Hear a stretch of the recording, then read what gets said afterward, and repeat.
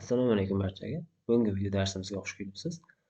Ushbu videomiz 28.04.2025-yil attestatsiya imtihonida tushgan savollar tahlili videosining ikkinchi qismi hisoblanadi. Ya'ni bizlar birinchi videomizda 1dan 30gacha yechimlarni chiqargan edik. Xudo xohlasa mana sizlar bilan birgalikda ikkinchi qism tahlilini ham birgalikda ko'rib olamiz. Demak, 31-savoldan boshlaydigan bo'lsak, ikki xil uchkadan 3 ta uchkani necha xil usulda tanlab olish mumkin deyapti. Xo'p, mayli, ko'k va qizil uchkamiz bor bo'lsin. Bular ko'k deb tasavvur qilamiz. Bizda shundan 3 ta uchka olishimiz kerak. Masalan, 3 ta uchka olganda uchalasini ham ko'k qilib olgan bo'lishi mumkin, uchalasini ham qora qilib olgan bo'lishi mumkin yoki ko'k, ko'k, qora olgan bo'lishi mumkin yoki qora, qora va ko'k olgan bo'lishi mumkin. Demak, 4 xil usulda olishi mumkin ekanda. Endi men unday qilib o'tirmayman. Bu takrorli guruhlashlar soni deyiladi. Bizda takrorli guruhlashlar soni bo'lsa bunday qilamiz. Mana bu ikki xil ruchkadan 3 tasini desa qo'shib, keyin birini ayiramiz. Yuqori qismida esa tanlashimiz kerak bo'lgan elementlar soni. Bizda 3 ta element tanlashimiz kerak. Shunda ya'ni S deymiz. Bu 4 dan 3 bo'lib qoladi. Ya'ni 4 faktorial taqsim 3 faktorial ko'paygan 1 faktorial. Buni hisoblaydigan bo'lsak 4 chiqib qoladi. To'g'ri javob B. 32-savolga yetib keldik. 32-savolimiz bizda bu yerda bu chiziq bilan bu chiziq parallelligi aytilgan bo'lishi kerak edi. Ikkita chiziq bu uchburchak ichkarisidan uning asosiga parallel chiziq o'tkazilsa, bizda mana bu yuqori qismida hosil bo'lgan uchburchak bilan uchburchakni o'zi o'xshash bo'lib qoladi. Shu qoidaga doir tuzilgan misol hisoblanadi. Endi bizda uchburchaklar o'xshash bo'lsa, S1 taqsim S2 bizda A1 taqsim A2 ni kvadrat shaklda bo'lishi kerak. Shunda S1 taqsim S2 deymiz. A1 degani mana bizda 3x, ya'ni mos tomoni ikkinchi katta uchburchakniki esa 11x deb olishimiz kerak. 11x deb olamiz. Kvadrat shunda 9 taqsim 121 nisbat. Demak, yuzalar 9 ga 121 nisbatda bo'lishi kerak. Bu joyni bizlar 9s deb belgilab qo'yayotgan ekanmiz. Shunda bu yog'ini esa nima deyishimiz kerak? Umumiy 121s qilish uchun ana shu joyga nima deb yozishimiz kerak? 112s deb yozishimiz kerak bo'ladi. Shu joyni chalg'ib olmasak bo'ldi. Xo'p, endi S2 ayrilgan S1 bo'lsa, 112s ayiramiz 9s ni. Shuni qiymati bizda 206 chiqishi kerak ekan. Bundan 103 ta s teng bo'lib qolyapti. 206 ga bunda s ni qiymatini aniqlaydigan bo'lsak 2 chiqyapti. Bizda s2 ni esa bizlar 112s deb belgilaganmiz. Shunda 112 ko'paygan 2 deydigan bo'lsak, bundan 224 degan javob keladi. To'g'ri javob A bo'ladi. 33-savol. Bizda rasmda bu chizig'imiz bu va bu uchalasi bir-biriga parallel ekan. Xo'p, x burchagini topishimiz kerak. Parallel bo'ladigan bo'lsa, bu ikkalasi yig'indisi 180 bo'lishi kerak edi. 60 cross deymiz. 60 60 120, shuning uchun bu yerga yana 60 qoladi. Keyin bu yerdan shunday bitta chizma o'tkazib yuboramiz. Bu chizgan chizig'im ham o'zi berilgan parallel chiziqlarga bu ham parallel ravishda o'tsin. O'tadigan qilib chizamiz. Mana buni ham parallel qilib chizdik deb tasavvur qilamiz. Shunda bu yerdagi 60 bu yerga keladi. Keyin 120 ni 60 ga ketsa yana 60 qoladi. Bu 60 esa mana bu joyga borib qoladi, 60 bo'lib. Shunda x ning qiymati 120 gradus bo'ladi. To'g'ri javob B varianti. 34-savol. Muntazam uchburchakli piramidada apofema belgi yon yog'i asos tekisligi bilan 60 gradus tashkil qiladi. Yon sirtining yuzini toping degan. Shunda muntazam uchburchakli piramida chizib olamiz hozir. Muntazam uchburchakli piramida yasab oldik. Mana bu uchburchak piramidamizning asosi. Bu asos muntazam uchburchakdan iborat bo'ladi deb masala sharti bizga berilmoqda. Xo'p, keyinchalik bizlar yana berilgan apofema oltiga yon yog'i asos tekisligi bilan 60 gradus burchak tashkil qiladi deydi. Demak, bizlar yon yog'i asos tekisligi bilan hamma yon-yog'i bir xil burchak tashkil qiladi deb bilish kerak. Bunda piramidani balandligi asosiga ichga chizilgan aylanani markaziga kelib tushadi mana. Piramida balandligi. Xo'p.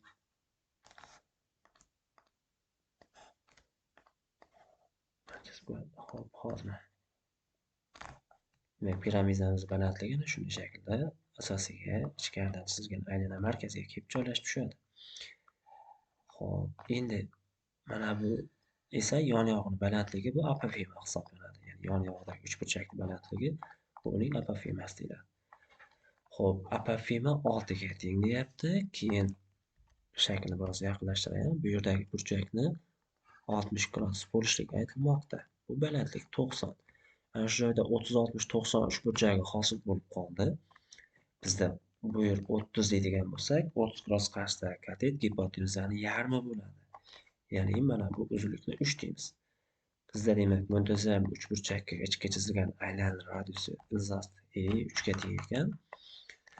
Bizlar bilamiz, radius degani o'zi muntazam uchburchak tomon a deydigan bo'lsam, a izzasida 3 taqsim 6 deb aniqlanadi. Muntazam uchburchakda shu 3 ga teng bo'lsa, bu yerdan a ni qiymatini topadigan bo'lsak, 6 izzasida 3 chiqadi.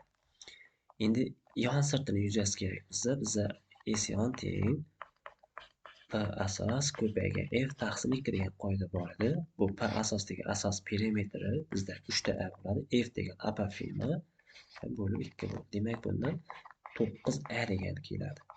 9 ko'paygan a ni joyiga 6 izzasida 3 qo'yadigan bo'lsak, 54 izzasida 3 degan javob keladi. 35-savolga yetib keldik. Bizda aytilmoqdaki, ixtisoslashgan kasalxonaga 50% bemor K kasallik bilan, 30% bemor esa L kasallik bilan, 20% bemor M kasallik bilan keladi. K kasallikdan tuzalish ehtimoli 0,7, Ldan tuzalishi 0,8, Mdan tuzalishi 0,9 ehtimollikda. Kasalxonaga bemor kelib, butunlay sog'ayib ketdi va shu bemorni K kasallik bilan kelganlik ehtimolligini toping deydi. Demak, bizlar bunda yozib olsam mayli.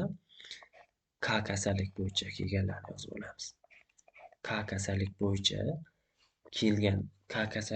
kelgan ya'ni bemorning K kasallik bilan kelgan bo'lish ehtimoli 50% bo'ladigan bo'lsa, bu 0,5 deb olamiz. Va uni sog'ayib ketish ehtimolligi esa bizcha deb berilgan, 0,7 deb berilgan. Buni hisoblaydigan bo'lsak, 0,35 bu 0,35 degan ehtimollik. Bu 0,5 degani kelgan bemorimiz K bilan chalingan va bo'lgach ko'paytiryapman.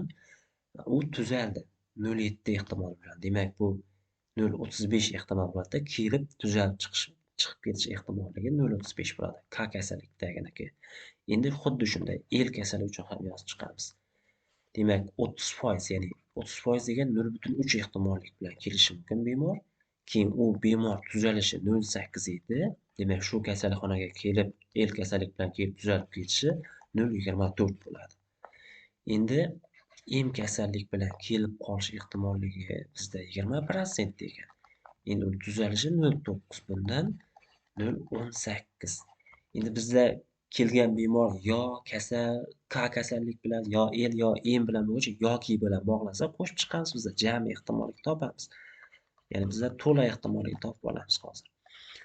0,35 qo'shamiz 0,24 qo'shamiz 0,18 ni. Xo'p, shuni hisoblab olamiz.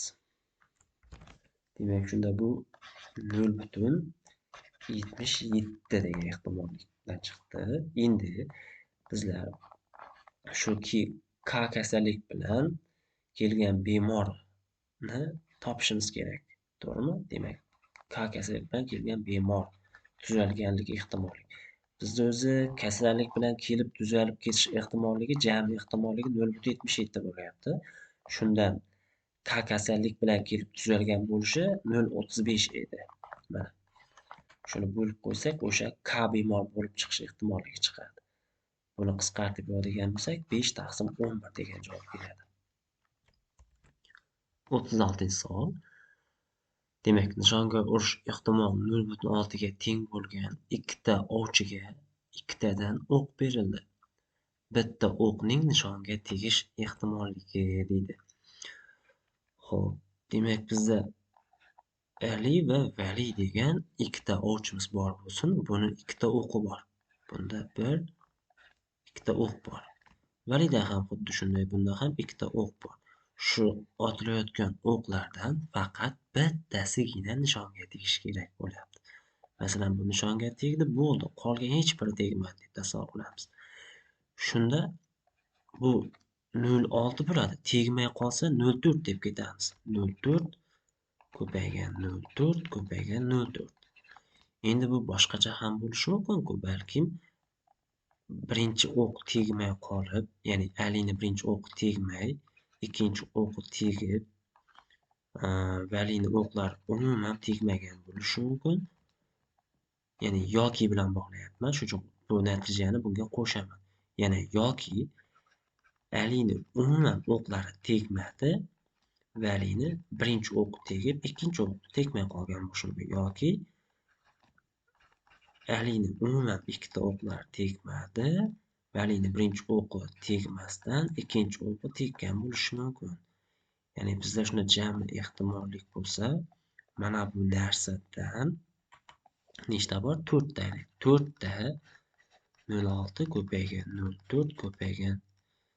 Shunda 0,6 ko'paygan 0,4 ko'pidan 4 ta bo'lyapti-da shunda. Demak, 4 ko'paygan deymiz. Buni hisob-kitob qilgan vaqtimizda hozir 0,1536 chiqadi. Hozir kalkulyatorda hisoblab ko'raylik chiqadi. Demak, 0,4 kubi bizda 0,064 chiqadi, to'g'rimi? Ko'paygan 0,6. 0,0384 bo'ldi. Endi uni 4 ga ko'paytiramiz. 0,1536. Bu javob bo'ladi. 37-savol. Agar x va y ko'paytma 165 ga teng, x va y natural sonlar o'zaro tub sonlar bo'lsa, mana bu ifodaning eng katta qiymati toping deyapti. Demak, bizlar x va y natural sonlar hamda o'zaro tub deyapti. Shunda 165 tengligidan shunday mukammal foydalanishimiz kerak. Ya'ni bizlar buni ko'paytuvchiga ajratamiz. Xo'p, birinchi navbatda masalan men buni 5 ko'paygan deyman. 20 necha deymiz shunda? 165 bo'lishni 33 deymizmi? 5 ko'paygan 33 desak bo'lar ekan. Xo'p, 5 ko'paygan 33 desak bo'lar ekan. Xo'p, yana. Keyin buni 3 ko'paygan 11 deydigan bo'lsam, 11 ko'paygan 15 deb olsa ham bo'lar ekan. Endi xo'p, biza bilamiz-da. Mana buni ham bitta ifodani ham yozib kelaydi, bu yoqda so'rayotgan ifodani. Agar x va y o'zaro tub son bo'ladigan bo'lsa, e kubini 1 deb olamiz. E kubini esa ularning ko'paytmasi deb olamiz. Taqsim x plus y bo'lyapti. Endi shu ifodani qiymati eng katta chiqishligi uchun bizlar x va y bir-biriga yaqinroq sonlar bo'lsa, ularni ko'paytmasi maksimumga yaqinlashadi-da. Shuning uchun iloji boricha bir-biriga yaqinroq sonlar bo'lgan juftlikni tanlaganimiz ma'qul. Mana bu bizda eng katta qiymat chiqarib beradi shu. Hozir nimani qo'yib yuboradigan bo'lsak, masalan, bizda buni yana bunday tanlov ham bor-ku. 1 ko'paygan 165 desak ham 1 va 165 ni umumiy bo'luvchilar yo'q-da. Bularni ham o'zaro tub son desangiz bo'ladi. Lekin mana bu bizga o'sha eng katta qiymatni chiqarib beradigan qahramonlar shular hisoblanadi-da. Demak, 1 plus deymiz. 11 karra 15 o'zi ana 165 ga ketdimi? Keyin mahrajida 11 qo'shilgan 15 bo'ladi. Shunda 26 qoladi. 166 taqsim 26. Buni 83 taqsim 23 deymizmi? Yoki adashdimmi? 83 ha. Endi bu 6 butunga ketmasa kerak, ha. 6 butun ketib qolmasa kerak yoki undan ham katta chiqadigan qiymatimiz bormi? Xo'p, shunda bizda yo'q. 6 butunga ketmaydi bu. 5 butun deganimizda ham 5 butun deydigan bo'lsak 5 13 50 15 65 bo'lib qoladi. Xo'p, uzr nimalar deyapman men o'zi bu 13 ku axir. Shuna boradi 6 butunga. 6 13 60 18 78 bo'lyapti-da, u 83 bo'lish uchun 5 kerak. To'g'ri javob S bo'ladi. Hozirgina uzr so'raymiz. 38-savol. Y teng 2 ilzasli x, y teng 1, x teng 0 chiziqlar bilan chegaralangan shaklning o'y x o'qi atrofida aylantirishidan hosil bo'lgan jism hajmini toping demoqda. Adashmasam buni ishladik. Mayli. 0 qo'yadigan vaqtimizda 0 chiqadi. Mana bu funksiyani grafiga solmoqchiman. 1 qo'ygan vaqtimizda 2 chiqadi. 1 2. Ya'ni bu yerda bo'ladi. Ya'ni buning grafiki xuddi shunday bo'lib ketaveradi. Y teng 1 bo'ladigan bo'lsa, mana bunday o'tadi. 1 ning ustidan o'tadi. Mana bu y teng 1 chizig'i. Y teng 1. Endi x o'qi atrofida shu jismni aylantiramiz.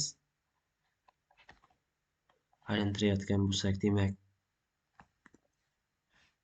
chegaralangan shaklni aylantirishimiz kerak. Ya'ni x teng ana shu shaklni aylantirishimiz kerak. Aylantirayotganimizda, demak bu bunday ko'rinishga o'tadi. Bu aylanadi. Aylanib, bunday ko'rinishga aylanib, bu ham bu yog'i aylanadi, bunday shakl bor. Ya'ni silindr ichida konussimon shakl chiqadi. Endi uni hajmini aniqlashimiz uchun bizga silindrdan mana bu yerdagi konussimon shaklni hajmini ayirib tashlashimiz kerak.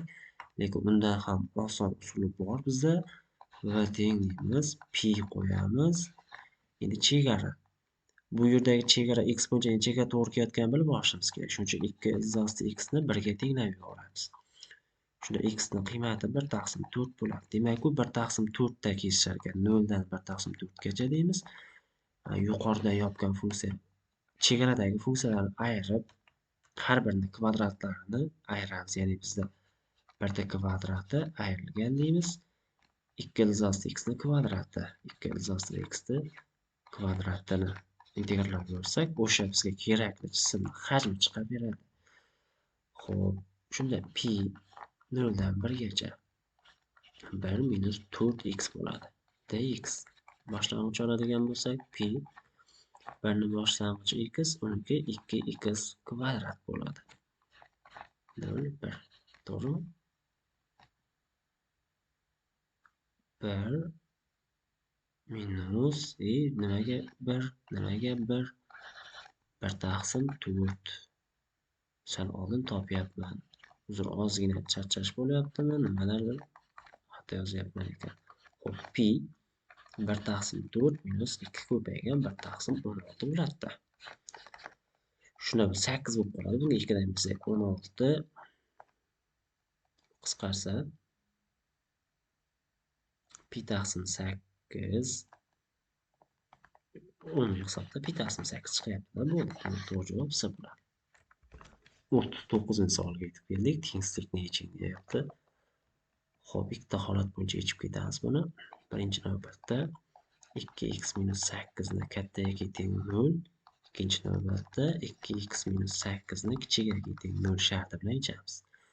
Xo'p, bu narsa musbat bo'ladigan bo'lsa, kvadratga oshirib yuboramiz tengizligimizda. Minus x kvadrat plyusdan 6x minus 5 katta 4x kvadrat minus 16 32 x plus 64 bo'lib qoladi. Bu birinchi sistemamiz.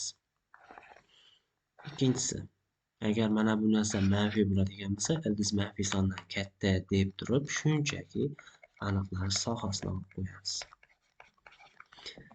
Demak, x kattaga teng 4 bo'ladi. Birinchisi ishlaydigan bo'lsak, ikkinchisidan bir tarafga yig'adigan bo'lsak, 5x kvadrat ekan. Minusdan 38x bo'lib qolar ekan. plyusdan 69 kichik 0 degan ifodaga kelib qolamiz ekan. Bu tengsizlikdan bizlar x1 ni 3, x2 ni esa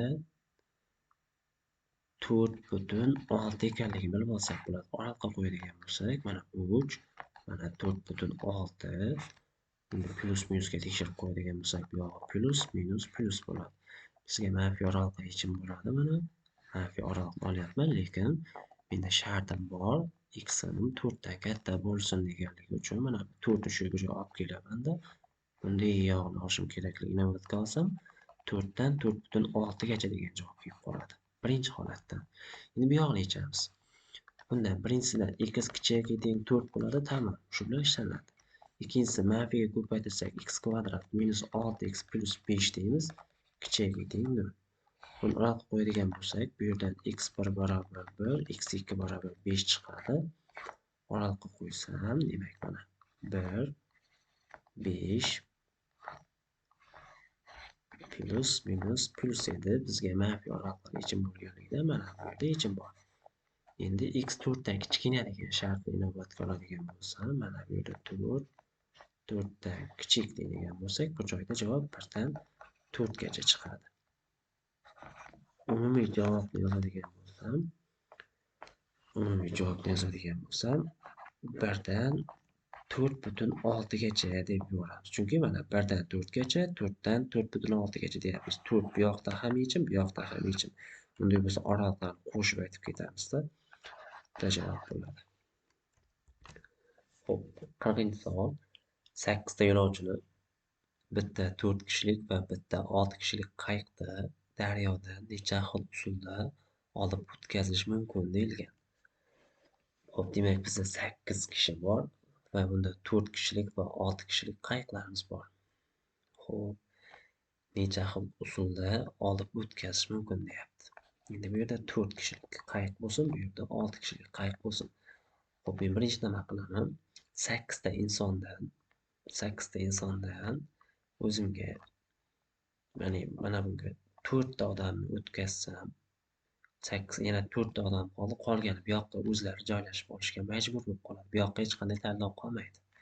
Shunaqa, bu birinchi holat. Ikkinchi holat. 8 ta odamdan 3 tasini mana bu 4 kishilik qayiqqa o'tkazsam, qolgani yana bu yoqqa qarab ketaverishmaydimi? Uchinchi holat. Bu yerga umuman tanlov qolmaydi-da, bu yoqqa tanlab bo'lgandan keyin bu yoqqa boshqa tanlov qolmaydi. Uchinchi holat. 8 ta odamdan 2 ta odam tanlab olsam, endi 6 ta odam qoldi-ku, uni yana bu yoqqa o'tkazib qo'ysam bo'laveradi-ku. Masalan, shu yerda kombinatsiyalarni sanab deyarli bo'ldik. Endi 4-chi holat 8 tadan bitta oldik desak to'g'ri kelmaydi, chunki 7 ta odam qoladi, bu yoqqa 7 ta odam sig'maydi. Agar bitta odam bu yoqqa qo'yaman desam, bu holat bo'lib ketadi. Xo'p, endi shularning yig'indisi bizga nimani berish kerak? Umumiy jami vaziyatlar sonini. Endi s 8 dan 4 degani bu yerda hisoblaydigan bo'lsak, 8 faktorial taqsim 4 faktorial ko'paygan 4 faktorial deydigan bo'lsak, 8 faktorial 4 faktorial qisqartirgan bo'lsa 5, 6, 7, 8, 1, 2, 3, 4 bo'ladi. 2 kara 4 8, 8 qisqaradi, bu bilan qisqarsa 2, 70. Shuni o'zida 70 ta kombinatsiya chiqyapti. Bu yerda 8 faktorial taqsim 8 dan 3 deydigan bo'lsak, 5 faktorial, 3 faktorial deydigan bo'lsak, 6, 7, 8, 1, 2, 3 bo'ladi. 2 6, 6 ketadi, 56 shu joyda. Keyingisi 8 faktorial taqsim 8 deydigan bo'lsak, 6 faktorial, 2 faktorial deydigan bo'lsak, 7, 8 taqsim 2 bo'ladi. Bundan 28 kombinatsiya bo'ladi. Endi bizda jami desa 70 plus 56 plus 28 bo'ladi. Bu ikkalasi 70, 84. 154 xil usulda bo'lishi kerak. Xo'p, menimcha bu javoblarda kamchilik bo'lishi kerak. Bu misolga fikrlaringiz bo'lsa, kommentariyada yozib qoldiring. Xo'p, yoki bo'lmasa boshqalar aytilishi kerak. 41-savol. Arifmetik progressiya dastlabki 15 ta xat yig'indisi 180 ga teng. 3-chi, 6-chi va 9-chi xatlar yig'indisi geometrik progressiyani tashkil qilsa, arifmetik progressiyaning birinchi xatini toping deydi. Demak, dastlabki 15 ta xat yig'indisini bizlar S15 desak, teng deymiz. Xo'p, A1 plus A15 taqsim 2 ko'paygan 15 teng 180 ga. A1 ga A15 ni qo'shganimiz 16 shuni 2 A8 ni beradi.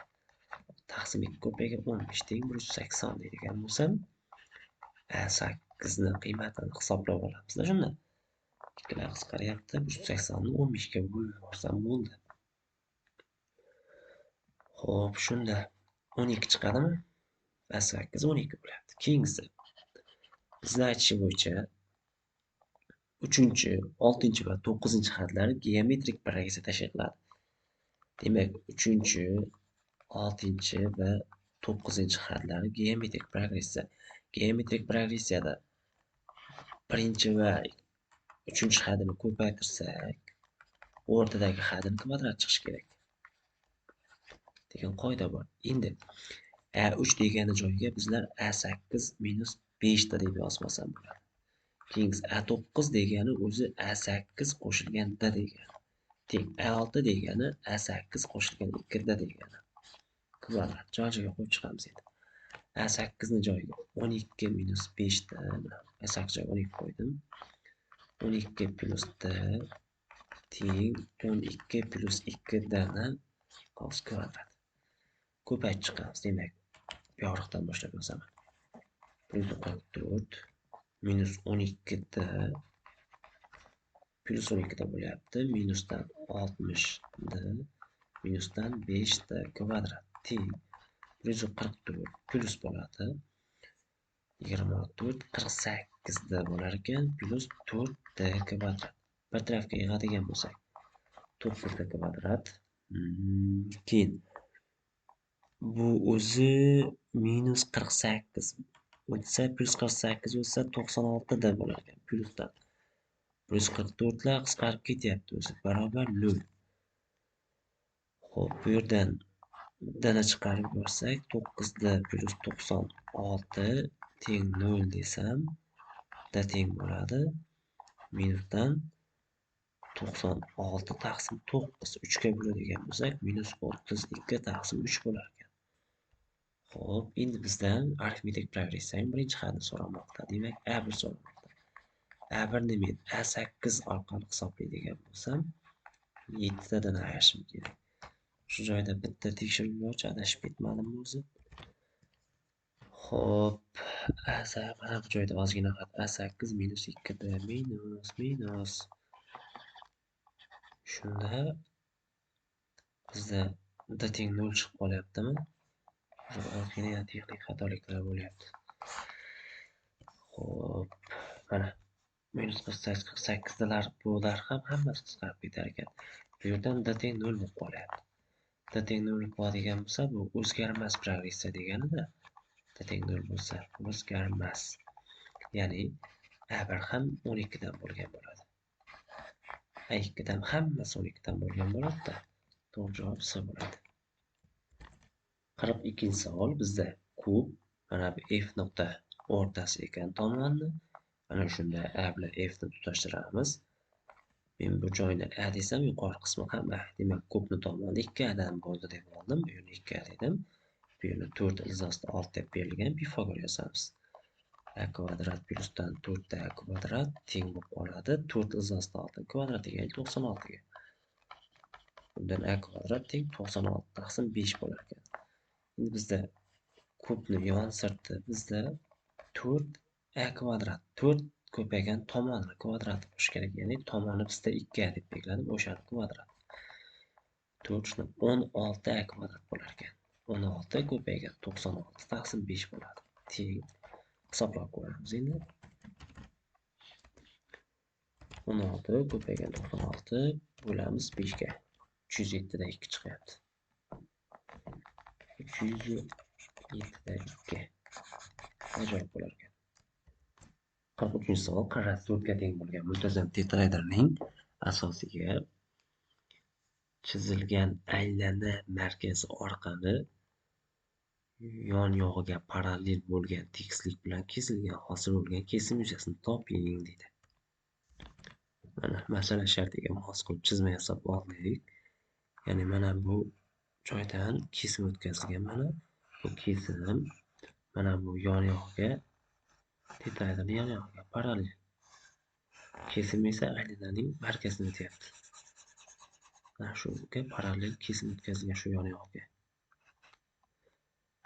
Xo'p, endi bu piramidani uchun endi bizlar masal qaytarib ko'rsatib yuboraman chizib o'tkazilgan jarayonni. Mana bu bizga nima bo'lgan? Piramida.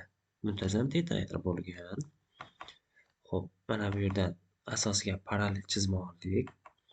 Xo'p, shu chizma ko'rinarli bo'lsin deb buni sal uchini bu yoqroqdan chizyapman deb chizmamiz ko'rinsin deb. Mana parallel chizma oldim, mana bo'yab ko'rsatyapman. Endi hosil bo'lgan kesim yuzasini toping deydi. Xo'p, demak bizlar buni topishimiz uchun mana bu joydan chizma o'tkazadigan bo'lsa, bu yerdan tutashtiraman, bu yerdan tutashtiraman. Endi o'xshash uchburchaklar yasab olsam. Xo'p. Mana bu joyda ham o'xshash. Endi mana bu ichki chizgan aylana markazi bilamiz. Muntazam uchburchakka ichki chizgan aylananing radiusi 3/6. Ya'ni bizda 4 deb berib qo'ygan uchun 4/6. Bundan 2/3 bo'lib qoladi. Mana bu uzunlik 2/3 degan uzunlik bo'ladi. 2/3. Xo'p, endi bizda keyin qiladigan ishimiz mana bu oraliqni ham topib olishimiz kerak. Balandlik esa a/3/2 edi. U yog'i tashqi chizgan aylana desak ham bo'ladi. Tashqi chizgan aylana esa a/3 bo'lardi. Ya'ni shunda bizda 4/3. 4/3/3 ga teng bu yog'i. 4/3/3 ga teng bo'ladi. Mana bu qism. Endi bu yerdagi bu esa muntazam uchburchakning balandligi a/3/2. a/3/2 bo'ladi. Shunda bu yana joyiga 4 qo'ysak, 4/2 deydigan bo'lsak, bunda 2/3 bo'ladi deb olamiz mana bu qismni. Bu balandlik 2/3 bo'lyapti. O'xshashga qo'yamiz. Mana bu a desam mana buni a belgilangani mana h deylik. O'xshashga qo'yamiz. H ni 4/3 ga nisbati, mana H ni 4/3 ga nisbati teng deymiz. 2/3 ni buni isbotlayapman. Mana buni bunga nisbati teng bo'lishi kerak, buni bunga nisbatiga deb yozyapman. Shunda bu jami 2/3 bir chiqishi kerak ekan. Bir xil bo'lib qolyaptimi shunda?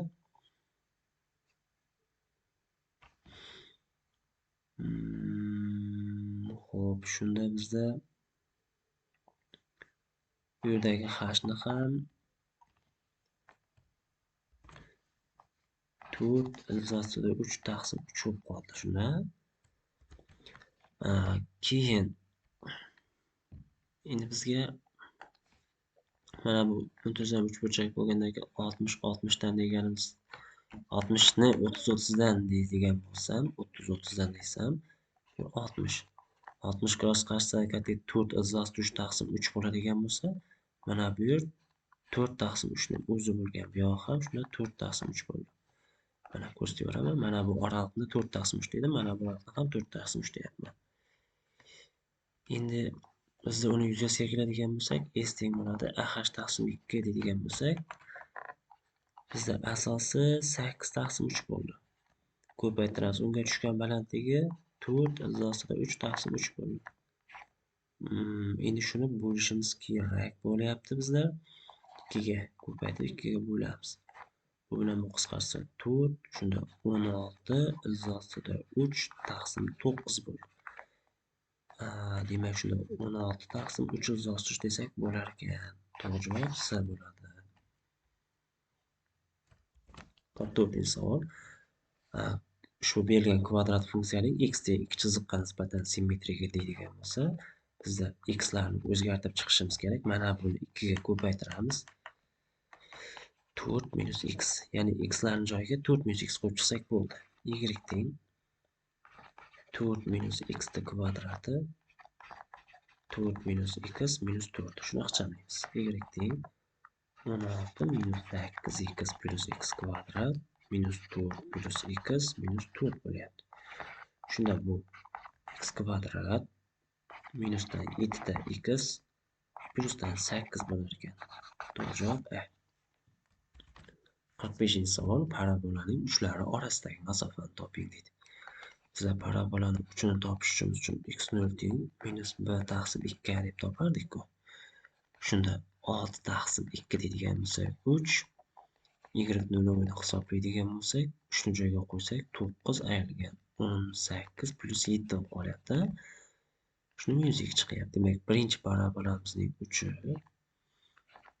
minus 2 nuqtada ekan. Endi ikkinchi parabolamizning uchiga o'tamiz. Xo'p, x0 ni hisoblaydigan bo'lsak minus 4 taqsim minus 1. Shunda minus 4 chiqar ekan. Y0 ni hisoblaydigan bo'lsak qo'ysak minus 16 plus 16 minus 5. Y0 minus 5 chiqdi. Demak, uning ikkinchi parabolaning uchining koordinatasi minus 4 ga minus 5 ekan. 2a ida o'zimizni ozgina chalib ketyapman. 2a edi. Shunda minus 2. Shunda minus 2 bo'lib qolar ekan. Y0 hisoblaydigan bo'lsak joyiga qo'ysam minus 4 plus 8 minus 5. Bundan minus 1 kelyapti. Shunda koordinata qilib yozsak minus 2 minus 1. Endi ikki nuqta orasidagi masofa kerak bo'lsa, mos ravishda x dan x ni ayiramiz. Ya'ni minus 2 dan 3 ni ayiramiz, kvadratga oshiramiz. Qo'shish. Minus 1 dan ayiramiz, minus 2 ni kvadratga oshiramiz. 25 plus 1 izzosida 26 bo'lib qolar ekan. Bitta javob. 46-savolga yetib keldik. Shunda bu tenglamaning oralig'idagi yechimlar yig'indisi. Xo'p, 1 minus sinus x minus kosinus 2x degani bizda 1 minus 2 sinus kvadrat x edi. Teng 0 ga. Shunda bizda sinus x da tabiiy bo'ladigan bo'lsak, natijada qavslarni ochib umumiy ixchamlab yozib yuboramanda, bu sinus kvadrat 2t kvadrat minus t birlar qisqa teng 0 ekan. Bu yerdan t teng 0, t teng 1 taqsim 2 chiqar ekan. Demak, sinus x teng 0 deymiz ekan. Sinus x teng 1 taqsim 2 deymiz ekan. X teng pn bo'lardi. Bu yerda x teng bo'lardi minus 1 ni k darajasi pi taqsim 6 plus pn bo'ladi. Endi 0 va 2 pi oralig'idagi yechimlar yig'indisi deyapti. Shunda bundan x deydigan bo'lsa 0 bersam 0 chiqadi, 1 bersam pi chiqadi, 2 bersam 2 pi chiqadi. Mana bu n'ga. Endi bu yoqdan x tengiyman 0 bersam pi taqsim 6, 1 bersam pi minus pi taqsim 6, 2 bersam 2 pi plus pi taqsim 6 bo'lgani uchun olmayman, oralig'dan chiqib ketadi. Manfiy son bersak, umuman 0 dan kichiklashib ketganligi uchun boshqa yechim yo'q. Endi shularni yig'indisiga keladigan bo'lsak, 0 pi 2 pi pi taqsim 6 pi minus pi taqsim 6 bo'lyapti. Bu yerdan bular qisqarib ketadigan bo'lsa, o'zi 4 pi chiqyapti. Demak, javobi 4 pi. Ya'ni bitta javob bo'ladi. 47-savol. 3 ni ana shu darajasi plus 6 ni 17 ga bo'lganda qoldiq deyapti. Xo'p, davrni topib olishimiz kerak. 3 ni 1 ni o'zini 17 ga bo'lganimizda bizda qoldiq 3 bo'ladi. 3 ni kvadratini 17 ga bo'lganimizda 9 bo'ladi. 3 ni 3-ni 17 ga bo'lgan vaqtimizda qoldiq 27 dan 17 ga bo'ladigan bo'lsak 10 qoldiq qoladi. 3 ni 4-sini 17 ga bo'ladigan bo'lsak, endi bizlar buni bu yoqdan hisob-kitob qilib borishimiz og'irlashib ketadi. Shuning uchun bitta oson yo'lni ko'rsatib o'taman. Mana bu qatorni 3 ga ko'paytirib ketaverasizlar, ustozlar. Xo'p, 9 karra 3 27, 27 dan 17 ga bo'lsak 10 deymiz-ku. Endi 10 karra 3 ni hisoblaysiz, 30 bo'ladi. 30 ni 17 ga bo'lib qo'yasiz, shuni o'zi yetarli. 30 ni 17 ga bo'ladigan bo'lsak 13 qoldiq qoladi. 3 ni 4 ni 81 deb 12 ga bo'lsak ham baribir qoldiq qoladi. Endi keyingisini shunchaki bu yoq rasmiyatchilik bo'lib ketadi. Yozib qo'yaveramiz. 3 ni 5 deb, lekin bu yoqda hisob kitobi buni 3 ga ko'paytib ketyapti. 39 deymizda. Shunda bu yerda 5 qoldiq qoladi. Endi 3 ni 6-sini bo'lamiz 17 ga deydigan bo'lsak, buni yana 3 ga ko'paytiraman, 15 bo'ladi. 3 ni 7-sini 11 ga 17 ga bo'ladigan bo'lsam, necha bo'ladi? Buni yana 3 ga ko'paytiramiz, 45. 45 34 bo'linadigan bo'lsa 11 qoldiq qolar ekan. Endi 3 ni 8-sini 17 ga bo'ladigan bo'lsam, buni yana 3 ga ko'paytiraman, 33. Shunda 16 qoldiq qolar ekan. 3 ni 9-sini 17 ga bo'ladigan bo'lsam, buni yana 3 ga ko'paytiraman, 48 bo'ladi. 17 ga bo'lganimda esa 3 dan bersam oshib ketadi, 2 dan beraman 34, shunda 14 qoldiq qolar ekan. Shu joyning o'zida 14 qoldiq qolyapti. Endi 3 ni 10-sini bo'lamiz 17 ga. Buni yana 3 ga ko'paytiramiz. 14 karra 3 52 bo'ladi. Shunda bu yerda 1 qoldiq qoldimi? Adashdimmi? 14 karra 3 12 42 ekan-ku axir. 42. Endi 42 ni bo'lamiz 14 ga. Bundan shunda 34 ni olib tashlaydigan bo'lsam 8 qoldiq qoladimi? 8 qoldiq qoldi. Hali bu yerdagi son chiqmadi. To'g'ri kelyapman. Shunda 3 ni 11 ni bo'laman 17 ga. Shu 1 qolgancha topib chiqishimiz kerak. Endi buni 3 ga ko'paysam 24, shunda 7 qoldiq qolyapti. 3 ni 12-sini 17 ga bo'lsak, buni yana 3 ga ko'paytiramiz, 21. Demak 4 qoldi. Bu jarayon 17 ga bo'lganda qoldiqmi? Demak 12 ta qadamda eng ko'pi bilan 12 qadamga borasiz. Shuni 13 ni bo'lamiz 17 ga. Buni 3 ga ko'paytirsak yana 12 bo'ladi. 3 ni 14-darajasi 17 ga bo'lish kerak bo'lsa, buni yana 3 ga ko'paytiramiz, 36. Shunda 2 qoldiq qoladi. 3 ni 15-darajasini 17 ga bo'ladigan bo'lsak, buni yana 2 ga ko'paytirsak, 3 ga ko'paytirsak 6. 3 ni 16-darajasini 17 ga ko'paytirsak, buni 3 ga ko'paytirsak 18, shunda 1 qoldiq qoladi. Keyingisi 3 ni 17-sini 17 ga bo'lgan bo'lsak, qoldiq yana oldingidek 3 yana takror bo'lib ketadi. 16 davrdan ekan. Demak, biz 79821 sonini nechaga bo'lishimiz kerak? 16 davrdan qaysi biriga to'g'ri kelishini bilishimiz kerak. 16 ga bo'lib ko'ramiz. Hisob kitoblab ko'rdim. Demak, bunda 13 qoldiq qoldi. 13 qoldiq qolsa, bizda takrorlanishdagi 13-ga boramiz. Mana bu joydagisi bo'ladi. Ya'ni 12 bo'ladi. To'g'rimi? To'g'ri, 12 bo'lib qoladi. Endi bizlar o'sha 12 ga qo'shamiz 6 ni 18 bo'lib ketadi. O'sha 18 ni yana 17 ga bo'ladigan bo'lsam, javobi 1 qoldiq bo'lishi kerak edi. Endi 12 degan javob belgilanib turibdi mana bu joyda. Mana bu bilan qolib ketgan bo'lishi mumkin.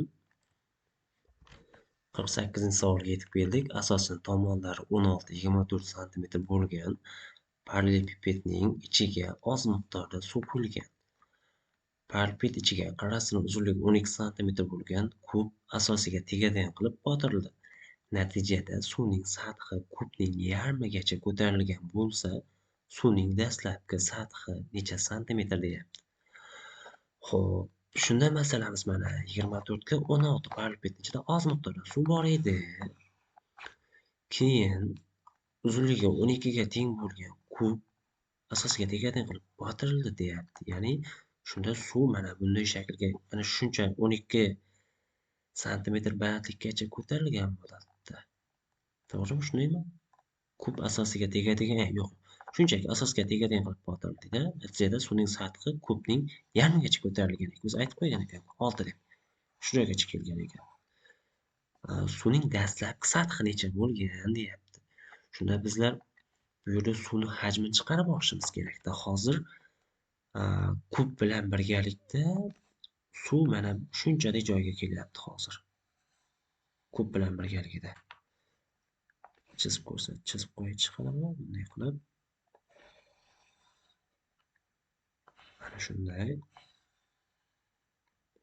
Suv shuncha joyni egallamoqda. Kim bilan birgalikda?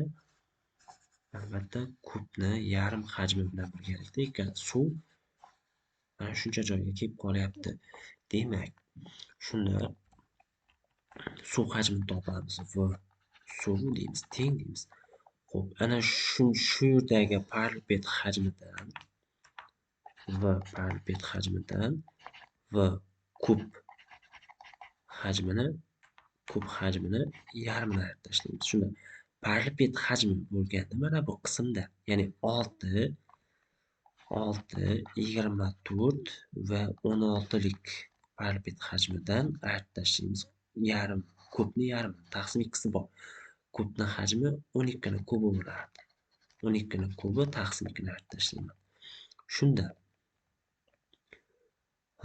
bu yerdan buni hisob-kitob qilib olishimizni qulaylashtirsak qanday bo'lar ekan? 6 buni 8 karra 2 deb o'ylasam, buni bunga ko'paytirsam, shuni 12 ning kvadratini chiqarib olsam bo'lar ekanda, 12 ning kvadratini chiqarib olaman. Shuni 12 ning kvadratini chiqarishim uchun mana bundan 12 ko'paygan 2 deb o'ylasam, o'sha bu bilan 12 ning kvadrati qo'ydi 16 qolyapti. Mayli, shunday deb ketaydi. 12 ning kvadratini chiqarsam 12 taqsim 2 6 qolyapti. Shunda 12 ning kvadrati ko'paygan 10 qoldi. Bu 1440 ekan suvning hajmi. Endi o'sha suv hajmini bunday qilib yozib olamiz mana. V suv, dastlab suv bunday holatda bo'lganda, asosi 24 ga 16 lik, lekin balandligi h bo'lgan idishda bo'lgan va u 12 ning kvadrati ko'paygan 10 ga teng bo'lyapti. Bu yerdan h ning qiymatini topsak, 12 ko'paygan 10 taqsim 24 ko'paygan 16 deymiz. Buni bunga qisqartirsak 2 qoladi. Bu bilan bu 4 ga qisqarsa 3 bu 4. Bu bilan bu qisqarsa 5. Shunda 15 bo'lgan 4 bo'lyapti. Bu degani 3 da 75 bo'ladi degan. To'g'ri javob C varianti. 49-savol. Mijoz 60% bilan qandaydir pul qo'ydi, lekin 4 oydan keyin pulni foizi bilan 130 ming so'm qilib oldi. Boshida necha so'm qo'yilgan deyapti. Shunda bizlar bu yerda yillik edi. Mijoz 60% ni yillik bilan qanchadir pul qo'ydi, lekin 1 yillik stavkada. Xo'p, endi bu bunday bo'ladi. Masalan, x so'm pul qo'yadigan bo'lsa, u 1 yildan so'ng uni puli, ya'ni 1 yildan so'ng uni puli nima bo'lardi? 1,6x bo'lishi kerak. Shunda xo'p, 4 oydan keyin pulini foizi bilan deyapti. Demak, bizlar 1 yilda 1,6x olish kerakda, jami. Bizlar shuni 1,6x ni 12 ga bo'ladigan bo'lsak, har oylik kelib chiqadi. Har oyda qancha olish kerak bo'lgan miqdor kelib chiqadi. 1,6x taqsim 12 degan miqdorni har oyligi bizlar uni 4 ga ko'paytirsak, 4 oyda olish kerak bo'lgan pul chiqadi. Xo'p, shuni hisoblasa bu 33 ming chiqyaptimi? 130 ming. Xo'p, bu ozgina xato bo'ldi. Hozir to'g'rilab yuboraman. Xo'p, hozir bunday qilamiz. 1,6x ham emas. 1 yildan so'ng u qo'shimcha 0,6x miqdorida pul olish kerak. Endi 0,6x ni 12 oy davomida yig'ib oladi-ku. Shunda 0,6x ni bo'lamiz 12 ga, bu har oy oladigan qo'shimcha puli. Endi u nima qilyapti? 4 oydan keyin pulini ham, foizini ham qaytib olyapti-da. U x degan pulni qaytib oldi, plus 4 oyda mana bunchadan 4 tasi yig'iladi-ku. 4 ko'paygan 0,6x taqsim 12 yig'iladi. O'sha pulni hisoblab ko'rsa 330 ming bo'lyapti deymiz. Shunda x plyusdan mana bu qisqaradigan bo'lsa 3 0,2x bo'ladi. Teng 330 ming. Bundan 1,2x teng 330 ming bo'ladi. x ning qiymatini topadigan bo'lsak, kalkulyatorga murojaat qilib turamiz. 330 mingni bo'lishim kerak 1,2 ga. 275 ming so'm chiqar ekanda, 275 ming. Ya'ni C javob bo'ladi.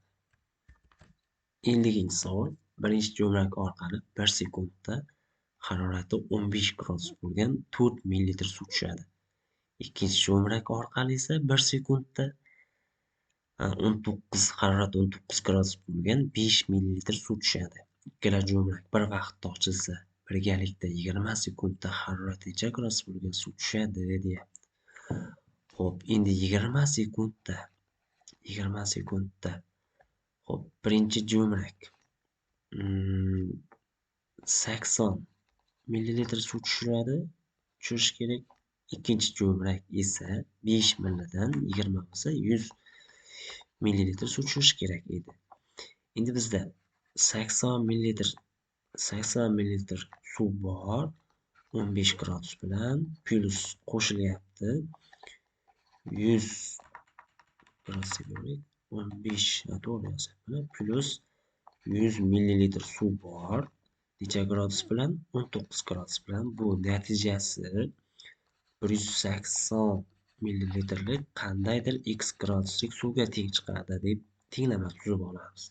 Shu tenglamada x ning qiymatini topsak bo'ldi. Xo'p, endi kalkulyatorga murojaat qilsak, 80 ko'paygan 15 desa 1200 to'g'rimi? Plus ana bu 1900 bo'ladi. 3100. Endi o'shani 180 ga bo'lamiz. 17,2 chiqyaptimi? Shunda x ning qiymati 17,2 taqsim 9 bo'ladi. Bitta javob bo'ladi.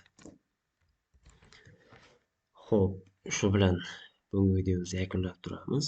Vaqtimiz ham ancha bo'lib qoldi, 00:18.